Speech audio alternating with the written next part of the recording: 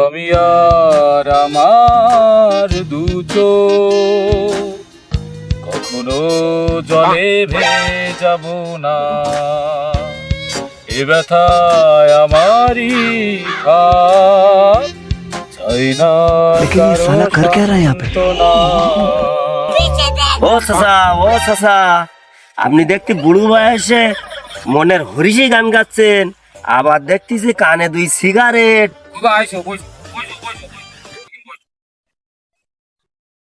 ওরে আর বললো না, বলে আমাগির ওপরে এত নির্যাতন কেন? সরকার যত নির্যাতন সব আমাগির ওপরে, আমরা যারা একটু বিড়ি সিগারেট খাই তা আমাগির ওপরে এত নির্যাতন দিচ্ছে কেন সরকার? আমি তো বুঝতে পারছি না। এই সমান ভ্যাট বাড়াই দিচ্ছে, চ্যাট বাড়াই দিচ্ছে, এর দাম কমাচ্ছে, ওর দাম কমাচ্ছে, যত আক্রমণ আমাকে বিড়ির ওপরে। কেন আমাকে বিড়ি খোর, আমরা একটু বিড়ি সিগারেট খাই, একটু বিড়ি সিগারেট না খালে একটু ইমেজ আসে না?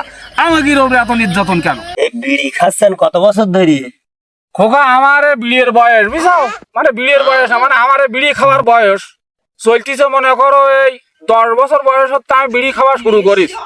আর এখন মনে করো যে 60 চলছে, তাহলে 50 বছর আমি মনে করো খোকা এই বিড়িটা নিয়ে আমি 50 বছর। আপনি নামাজ কালাম পড়েন? নামাজ কালাম পড়ি, তারপর আমার ওই একটা মুখী থাকতে থাকতে আমি আর একটা ধরা, আমি মোটে মানে ভয় দেইনি বুঝাও। তাই আর নামাজ কালামের কথা বলছি চাও তো, নামাজ কালাম 5 ওয়াক্ত নামাজ খোকা আমি মসজিদ থেকে পড়ি, 5 ওয়াক্ত নামাজ পড়ি মসজিদ থেকে। চাচা তাই যে 5 ওয়াক্ত আমি মসজিদে নামাজে যান, তা কেউ কিছু বলে না? খোকা সত্যি কথা বলতে কি জানো, বলে মানে লোকজন দেখি চোখ মুখ সব ওদিক ফেরে ওদিক ফেরে, চোখ মুখ টানাটানি করে লোকজন সব বুঝছো। কোন কারণে যে বলে খোকা আমি এটা বুঝতে পারছি না, যে আমার থেকে মানে আমি নামাজি লোক, নামাজ পড়তে আসি তো চোখ মুখ টানাটানি করে লোক মধ্যে কি আর কিনা, তুই একসময় একটু খারাপ লাগে বুঝছো, এই ছাড়া কিছু। আপনি জানেন না কি কারণে মানুষ মুখ টানাটানি করে? না তো খোকা আমি তো তা জানি না। বিড়ি খালি যে গায়ের ভিতরে একটা দুর্গন্ধ আসে, হ্যাঁ এটা আপনি জানেন না? না তো দুর্গন্ধ আমি খাই, আমি তো বুঝতে পারিনি খোকা, আমি খাই না আমি বুঝতে পারি না। যারা সিগারেট খায় হ্যাঁ তাদের শরীর থেকে দুর্গন্ধ বাইরায়, প্রচন্ড একটা দুর্গন্ধ, শ্বাস সহ্য করা খুবই কষ্ট। তাই তাহলে আমার দিক মানুষ টানাটানি করে খোকা, তাহলে আমি তোর মেকি যাবান সেন মেকি আমি তো মসজিদ যাবান তাই। চাচা আতর মেখে গেলেও কাজ হবে না। ওতে কাজ হবে না? না, আল্লাহ আপনি তো অন্যায় করতেছেন। সমাজে এই যারা মাদক সেবী, হ্যাঁ এরা সমাজের চোখে ঘৃণিত। এরা এরা ঘিরে নিত না। হ্যাঁ, সিগারেটটা একটা মাদক। তাহলে কি করা যায় খোকা? আপনি জেনে শুনে মাদক খাচ্ছেন, ঠিক না?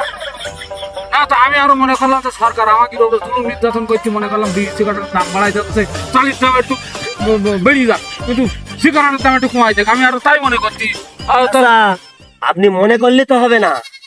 এই মাদক সমাজ, রাষ্ট্র, সংসার জীবন সবকিছু নষ্ট করে দেয়। আল্লাহ, খোকা, তাহলে এখন উপায় সেটাই বলো তো দেখি। এই মাদক ভালো না, এটা কি ভালো? তা কোনোদিনই ভালো না, আসলে ভালো না, চোখ লোক টানাটানি করে, এই তো ভালো না তো তাহলে। আল্লাহ পাক কোরআনের ভিতরে বলেছে, ইন্নাস সালাতা তানহা আনিল ফাহশাই ওয়াল মুনকার, নিশ্চয় নামাজ সকল অশ্লীল মন্দ কাজ থেকে দূরে রাখে। আপনি নামাজ পড়েন 5 ওয়াক্ত, অথচ সিগারেট খান, তাহলে কি এই নামাজ আল্লাহর দরবারে কবুল হচ্ছে? তা তো আমার তালি তো খোকা হবে না তো তালি, তালি তো আসলে যে আমার অন্যায় হয়ে যাচ্ছে, খারাপ হয়ে যাচ্ছে যে তালি খোকা। এখন আপনার কাজ হচ্ছে এই মাদক সেবন করা বাদ দিতে হবে। এই সিগারেট খাওয়া বাদ দিতে হবে? বাদ দিতে হবে। বললা তা সিগারেট খাওয়া বাদ দাও তো বাঁচবো কি করে? আমার তো সমস্যাই যায় খোকা, তাহলে কি হবে? আপনি রমজান মাসে রোজা থাকেন? হ্যাঁ আমি রোজা করি, আমি আবার মনে করো যে চেয়ারের সময় সিগারেট খাই। ও, সারাদিন তো খান না? না সারাদিন খাইনি রোজা। তাহলে রোজার সময় যদি বাদ দিতে পারেন, তাহলে এখন পারবেন না কেন? তোমার কথা তো ঠিক বলিস, তাহলে কি করবো? তাহলে কি বাদ দিতে হবে না? হ্যাঁ, সিগারেট অবশ্যই বাদ দিতে হবে। এটা খাওয়া ভালো না, এগুলো সমাজ, রাষ্ট্র, সংসার জীবন ধ্বংস করে। তাহলে তুমি যখন বলিস তাহলে আমি আজকে তো তওবা করলাম, এই সিগারেট আর চলবে না, আজকে থেকে কাট কাট। তুমি যা বলিস হাদিস করে শুনিস তো, না শেষ রীতি টেন দিলাম খোকা। আলহামদুলিল্লাহ, আজ থেকে তো এই চাচা ব্যাপার, এটা একদম। এবার আপনি মসজিদে যাবেন, দেখবেন কেউ আর মুখ টানাটানি করে তাই না খোকা? না তাহলে এইবার তো আমি আল্লাহ জন্য আমার ভালো করে দোয়া করি আমার জন্য তাহলে। তা ঠিক আছে, তাহলে ভালো থাকো বাবা, উঠি। আরে, আলহামদুলিল্লাহ।